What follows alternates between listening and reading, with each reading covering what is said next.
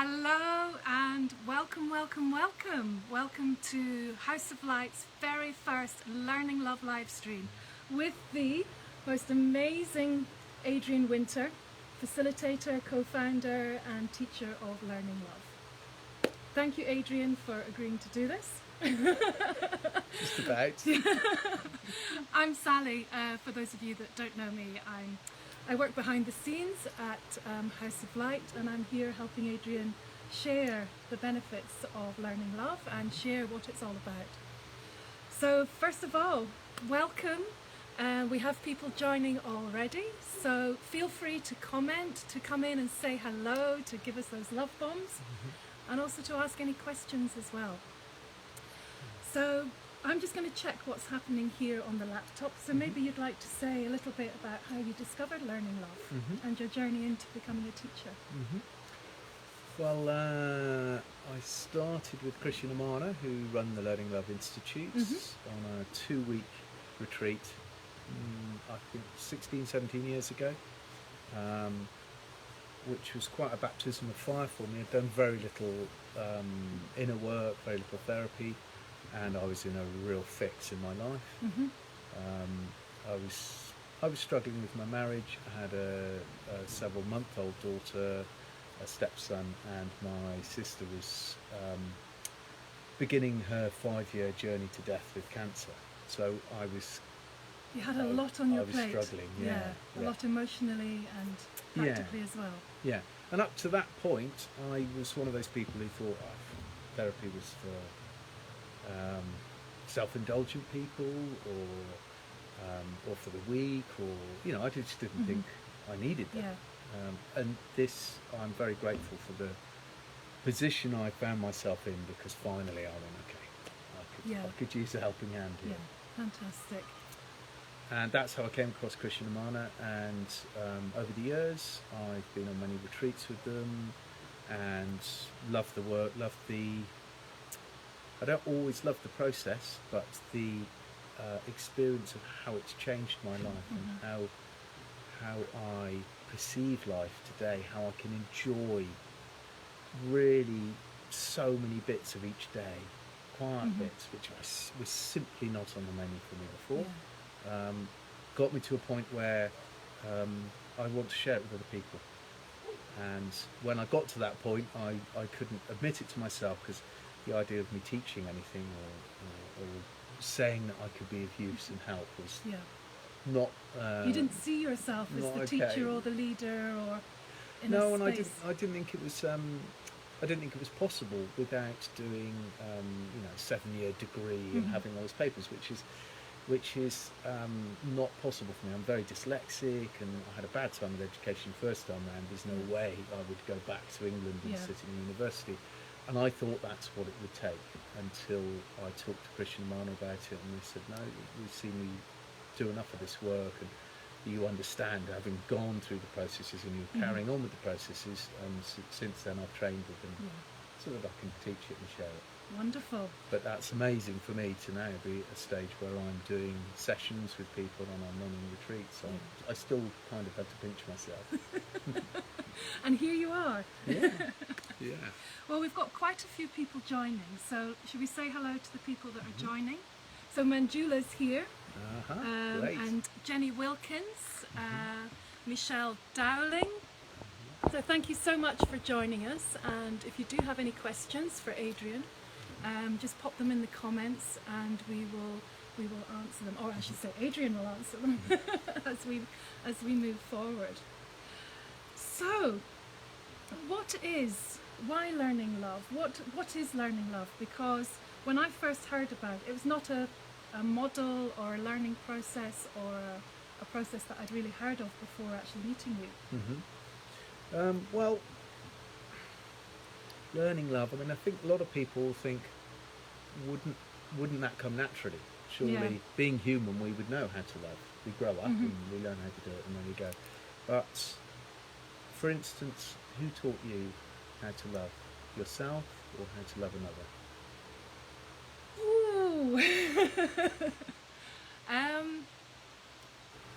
It's a tough question, isn't it?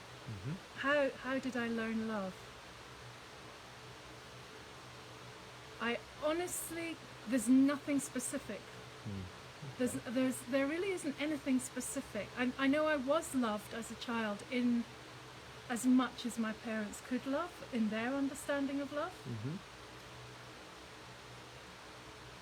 But, gosh, I don't know, Adrian. Well, how did they manage in loving one another? We didn't really see it. Yeah. So there was no obvious affection or physical connection. I sort of like intuitively knew that they loved each other, but there was no outward demonstration of it, or emotions weren't really spoken about at all. Was it covered in school? Not really, no. I went to a private girls' school, so you can imagine the lack of education that I got there. So for most of us, the education we get is the modelling from our caregivers, but particularly our parents. Yeah. And in many cases that our parents weren't so conscious, or didn't have the tools, or weren't qualified really to model how to stay in a long-term relationship and really to stay intimate. And I think a lot of people, they never even know how to be intimate with themselves, how to be present with themselves, how to be honest with themselves. And this is not in the last few generations, this goes back many generations. So my father was from a military background, so there was no sense of emotion. Was there not support from the military on this? They not teach love? Funnily enough, I don't think so. So for me, I love this model because it is a very well thought through and tried and tested way of working, of learning tools to unpack that, and so that we can learn this for ourselves and learn how to really be able to stay present, and not just in our one-to-one relationships, primarily with our relationship with ourselves.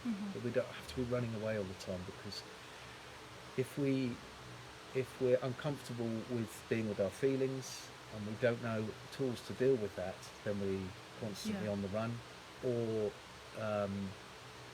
fading out, or going into shock, and not being able to stay present. And by learning how to stay present with oneself and to be honest with oneself, and then to be able to be honest with others, it totally changes the quality of relationship with not just our lovers, but with our bosses, the people we work with, our children, anyone we come into contact with. Because presence is not something that was ever really talked about, you know, growing up, or even in young adulthood. It's a word that's become more known and understood as I think people are beginning to waken up or discover their spirituality. Yeah. So well, it's not at the forefront of modern lifestyle. No, it's not. No. And one of the things we say when learning love is the horizontal living, which is you come to work on Tuesday and Friday, and we know what time you're going to be in, and we've organised the information. And then there's vertical living, which is when you drop in and see what's actually there. What do I feel? What is the actual experience of being in my body, with my past, with my conditioning, with who I am now, and with the triggers around me? What does this feel like? And when I drop in there and I make space for that, and I feel emotions, that's vertical living, and that's timeless. You're just there. That's presence. Yes. Yeah. And what's good is to have a balance. You don't want too much of either. You don't just want to be vertical, because you'll never be there on time. No. You wouldn't make it to the live stream and watch me and everything. You probably wouldn't have a computer. So, but a balance. And in the first world, in our driven society, where you've got to get ahead and you've got to produce and earn and look spectacular and have a profile, and the pressures of financing, of having a car as good as next door neighbours, or putting the kids in the best school, all of this drives people to live very horizontally. And there's not, as you said, there's no encouragement or education towards presence. No, there isn't. And the importance of presence for me is this vertical living, of actually experiencing and knowing how to experience and knowing how to contain and be with this sensation of being in my body here now. Yeah. And what about the inner child? Because I hear that sort of thrown around quite a lot. So perhaps could you share a bit about the inner child and how that Sure. comes into the learning love work? So what happens for all of us, I mean, to an extent we've all been traumatised in our childhoods, and people hear that and they go, oh, that's not true, I had a happy childhood. Fair enough. I'm not talking about tabloid headlines, abuse or neglect. It can be for some people, but just a normal childhood brings times when the feelings were too much for us to contain or to bear. So that can just be the experience of being born, or the first week at school when your parents have to shove you through the gate, you do, and they leave. Or it can be when you fight to get out of your mum's arm and start crawling and you want to go and explore and you're mollycoddled or held back if you have a nervous parent. As we get older, if we have a depressed parent, the need to connect energetically with our parents is so driven in a child. I mean, we're born, our DNA is to connect with these people. So if one of our parents is ill, has a substance abuse addiction, is away at work lots, is permanently grumpy, then the child's need to connect energetically is so strong that they adapt and they try to find the same energy to connect. All of these things cause traumas. For one child, even like the everyday stuff that you don't even think about actually stays within you and causes that emotional response. If it's a thing for you, now we're all beautifully unique and individual. But then there's also universal things in the way this organism works. Yes. And so a thing in one family might not bother one child, but another child it's a deal. Yes. But it can be just as little as you come in and you want to show a painting you've painted at school, and your dad comes home from work and he's got a frown on his face. Now it's chances are it's to do with work or his bank balance or something. But the child is in the centre of their universe, and they feel that frown. They feel it. They can pick up and go, oh, there's something wrong with me. And a lot of these traumas are misunderstandings of what's going on around us. But that doesn't matter. The point is, if that's our experience, it's very real. I'll tell you a little story. Hearing you talk about that. So my dad was in the Navy, so he wasn't around much when I was growing up. But he would come back on leave, and I remember being at table with him, and then there was, I think he was like leaving the next day or something, and he was going to be away for like a couple of months. And I was under 10, so still quite young, naive, innocent. And I started showering him with kisses, going, oh, I love you, I love you, I love you. And I actually got pulled off him and sent to my room for being so emotional and causing him upset. So I'd upset him, and I hadn't seen that, but that was still, I was told off for being emotional and showing my emotions. And that is something that just came up just from hearing you talk about the inner child. So you were told off, so was there humiliation? Did you feel shamed? Shame. I'd done something very wrong, and I was sent to my room and told to stay there. And a withdrawal of love. Which is desperate when we're kids. We so need that connection. So so I never, and there was no explanation of it afterwards. Nothing. It was like that happened, and then that was it. Door closed. And as you talk about that now, where do you feel it in your physical body? Can you feel it? And what does it feel like? Can you describe the feeling? It feels, there's a lot of hurt and swallowed down emotion. Okay. And what is the emotion that's swallowed down? What is the hurt? The hurt is not being seen or loved. Okay, but the emotion, because you might be sad about that, but you might be angry about that. No, not you angry. Might be fearful. What's the emotion? It's sorrow. Grief. Grief. Yeah. And the chimes have come in. And with that feeling of grief, if you just breathe into that just for a moment, are you comfortable to let that be there for a moment? It can be there, but I won't let it show. Okay, that's fine. And can you detect a message, like a belief, a statement that grief, if it had a voice and it said something, what would it say? It would say it's not safe to express your emotions. Brilliant. Okay. And do you have an idea, well, it's very clear from there, where you got that belief? Because that, you see, these beliefs, when this is a perfect example, when some incident happens, or it can be a build-up over years, just having both parents at work and whatever it is, that need, it builds up to the point where our nervous system simply can't contain that feeling. It's too much. Then we learn strategies to not feel. And those strategies, there's nothing wrong with them. They enabled us all to survive childhood, basically. But now you're an adult, you can sometimes look at these strategies. We can look at the strategies that our go-to ways of protecting ourselves, and we can look and say, actually, once we cleared out where they are, what they are, I might say, well, this one doesn't serve me anymore. It gets in the way of my marriage, or it gets in the way of my parenting, or it stops me being the best I could be at work. So that belief that it's not safe to show your emotions has come from your parents. Yes. Would you say more from your mum or more from your dad? I would say more from Dad, but my mum was very, you just don't go there. Right. It was always, don't be so emotional. So she backed it up with modelling. Yes. Yeah.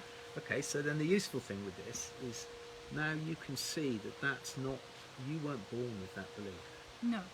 But these beliefs become us. That's who I think I am. That's what I think the world is. It's not safe to be seen, or it's not safe to show emotion, or I will never succeed. Whatever my beliefs are, they are me until I can step back, breathe in, and start to examine it. And if I get a picture from who I borrowed them from, or what situation, whether it was a schoolroom or one of my parents, then in time I might decide to put that belief away. I might say, I don't need this anymore. I borrowed it, and I can take it back to the library. Thank you very much. I've read this book over and over again, and it's not serving me.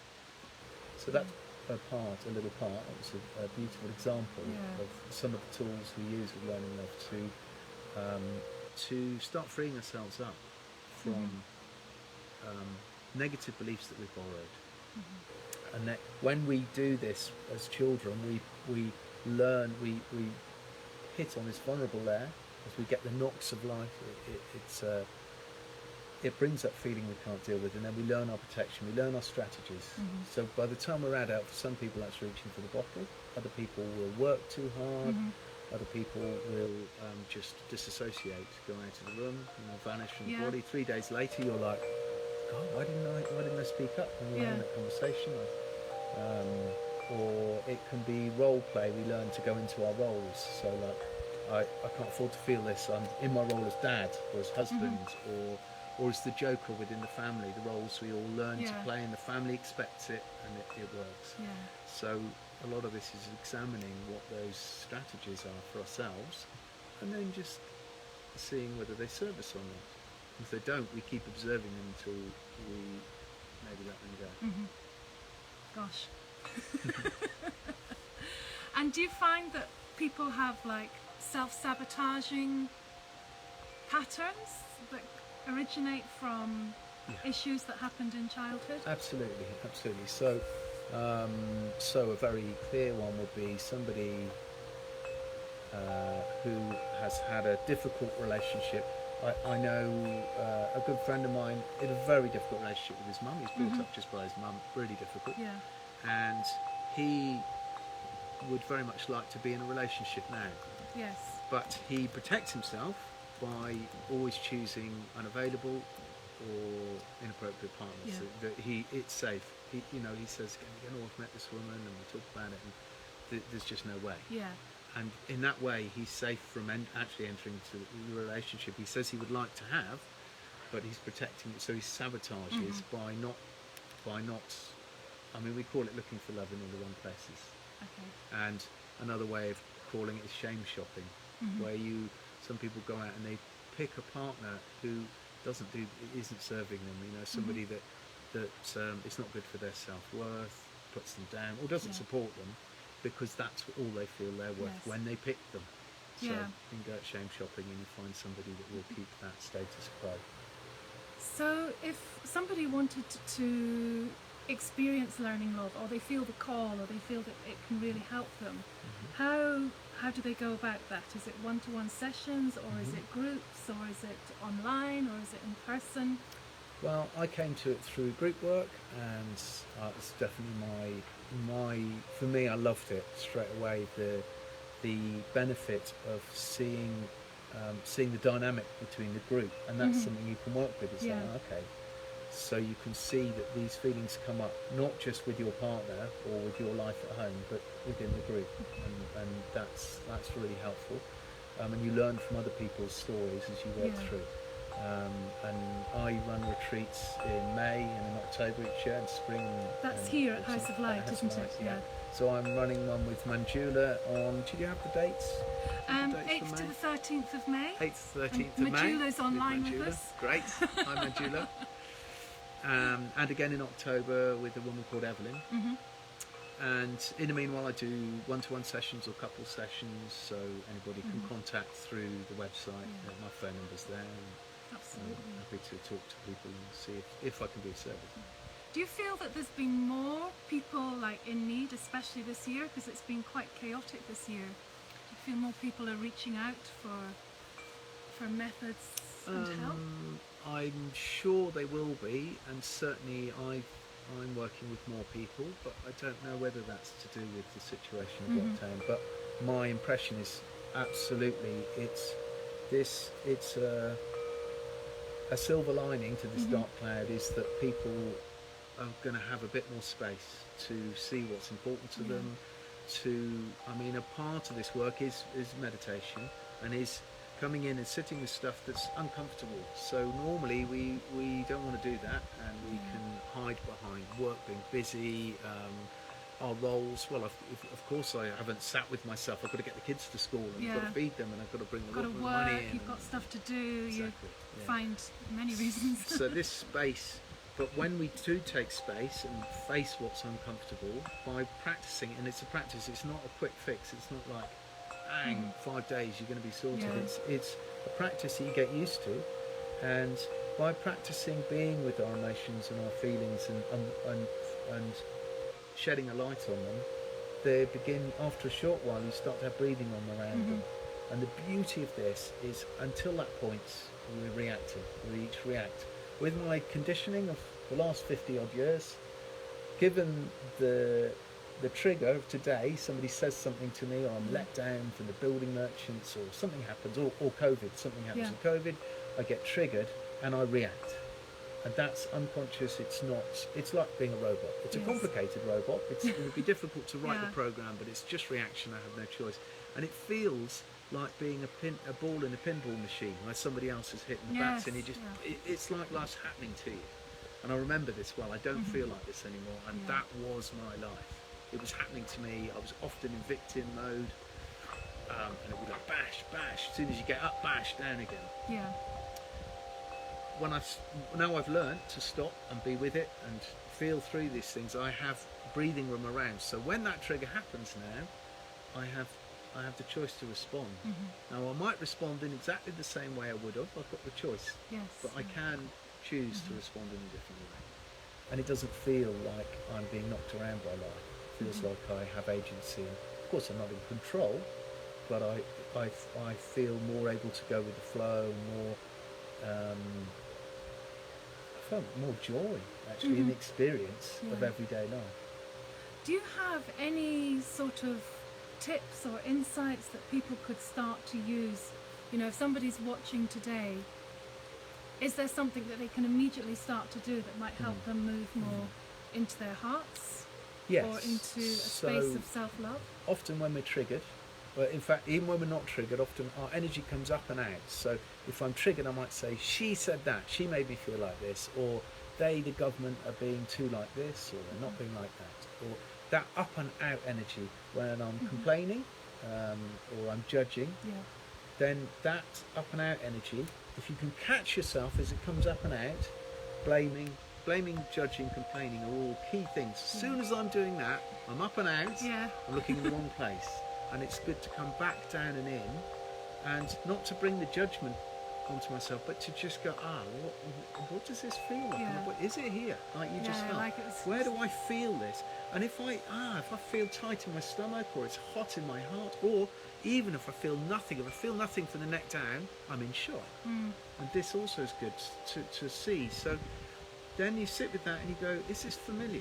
And often it'll be like, oh yeah, it's not just this relationship makes me feel like this. Oh, okay, it was my previous wife and the one before that, for instance. And it's like, oh my God, okay. So then it's familiar. So then I start to see this is what I'm carrying. It's my stuff. And from there, the healing can come. So there's a real self-awareness. We have to be aware of ourselves. Well, I'd advise it. Yeah. because it buys a more it buys a life where we can be intimate. There's a possibility. So if I can't be with myself, then nobody else can get any nearer to me than I am. So if I'm forcing my emotions down, and we can't choose, it's not like I can hold my anger down and my grief, but have my joy flowing. It won't flow. So, and the energy needed to keep all this stuff down, put away in the shadows, is tremendous. So also an advantage of doing this work is part of the work is sitting with that uncomfortable feelings, and you're basically feeling stuff you couldn't feel when you were a kid because it wasn't safe. We were helpless then. We couldn't, when we felt fight or flight, you can't fight your parents and you can't flight from them because they provide you everything. So generally you go into shock and the body soaks up that emotion, and it's with us today until we feel it. But the advantage is now we're adults, assuming I'm talking to adults here. As an adult, I can remind myself of the resources. I'm all right. I've fed myself for all the years since I left home. I'm bringing up a family. Remind myself of the resources as a man, and then I can visit that inner child that you were asking about, the childish parts of me who still feel abandoned or threatened or frightened, and I can sit with that, and with the strength of my adult mature state, I can feel those feelings. I can allow those feelings to come, and when you feel them, it's not like they go away, they transform. It's like shining a hot stage light onto a pool of water. It evaporates into something else, and the energy that is released from that, and the energy that we no longer have to use to hold stuff down, is your creativity. It's done, for me, since starting this work, I look around and I'm quite shocked at I can't even say I created, but what's created around me, because I'm not wasting so much energy holding it together. Trying to keep beautiful. Going. Trying to keep going, trying not to feel.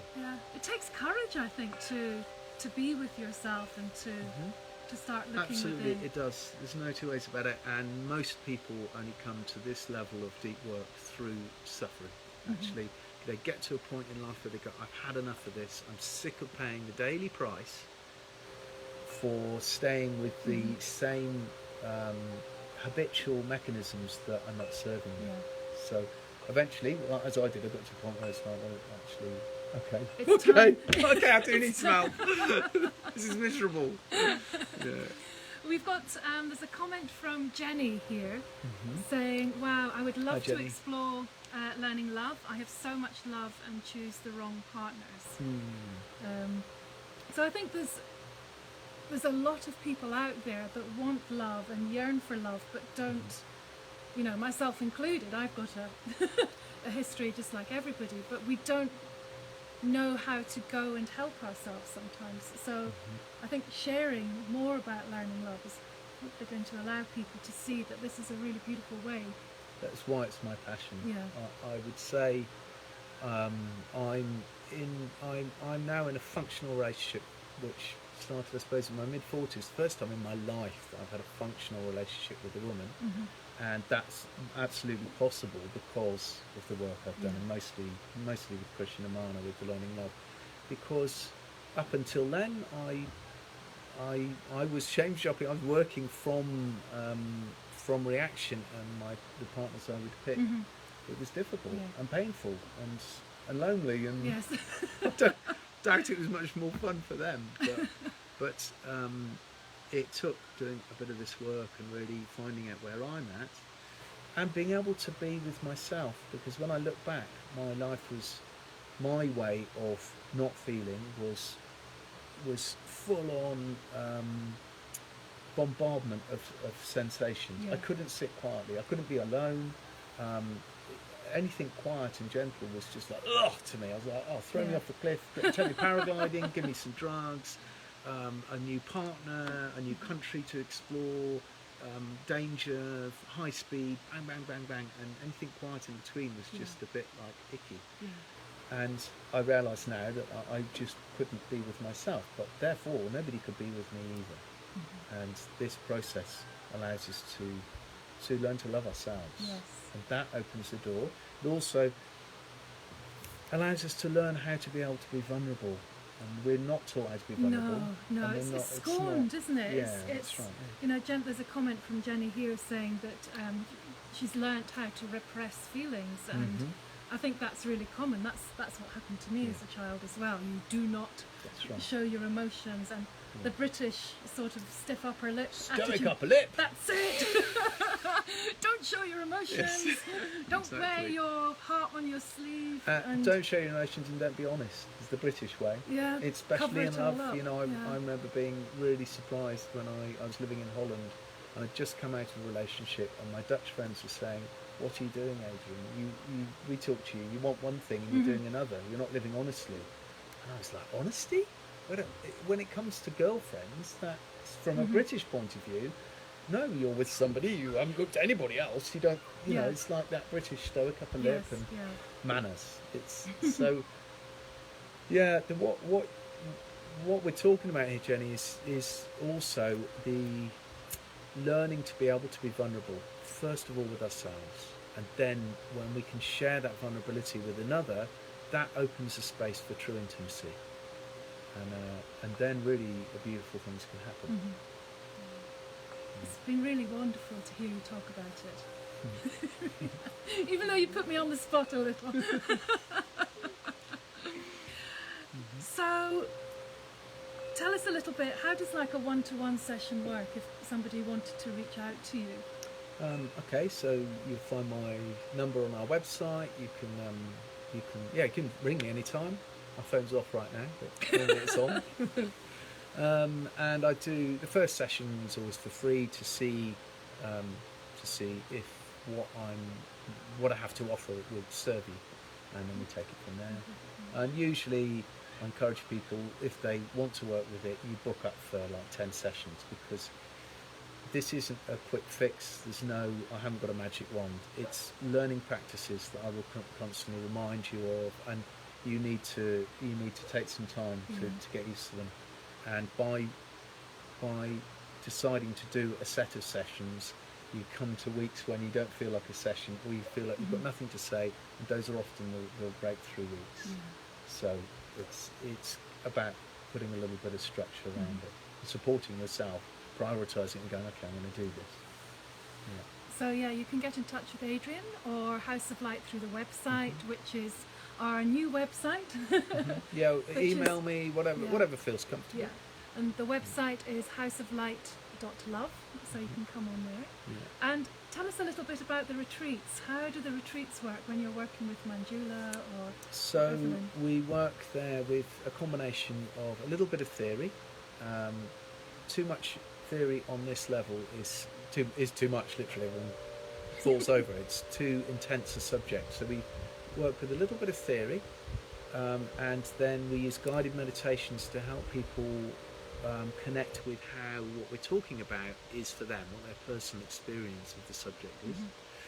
Then we work with a bit of dance, movement, and moving meditations to get us in the body, to get us opened up to be able to experience what we're talking about, and some experiential exercises. They're very gentle, but working with seeing what it's like to move, for instance, closer to somebody across a room, or to meet a problem that we envisage in our lives, to see how it comes. So we have a set of there's many different experiences we can use, and the idea of that is that you really embody it during a 5-day retreat. It goes deeper and deeper day by day, but we want people to leave with something that will carry on shifting and transforming, so that they go on, they don't just go home, get back into their protection, get back to the office, get back to work, back to the family, and nothing's shifted. We want to help people take it home and have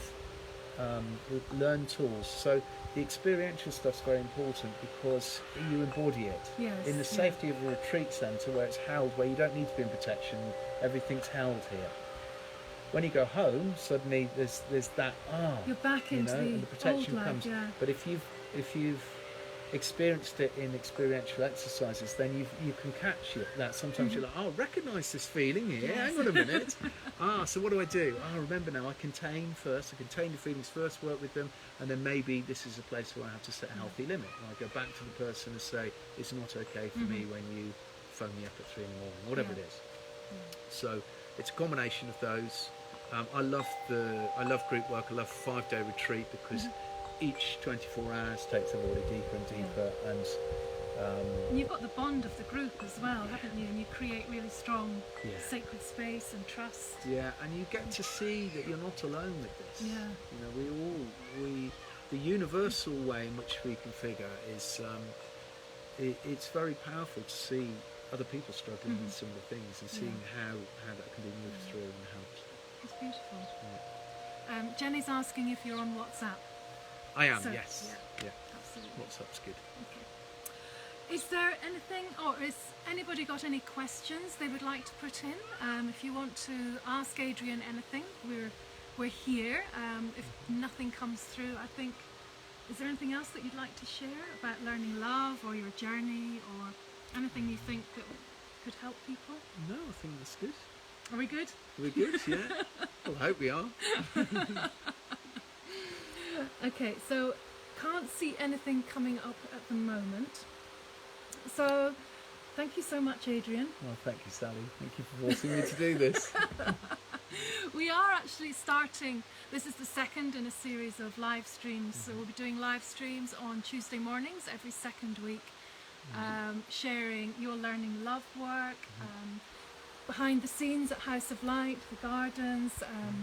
Kerry, you've already met, who was doing the cooking. She made the golden milk, the spiced chai, and yoga as well. So we've got lots more coming from House of Light, while things are a bit quieter. But next year we've got some really wonderful retreats lined up, especially that learning love in May. Yeah. Okay, thank you so much for joining us. Feel free to share the live stream or to get in touch with us.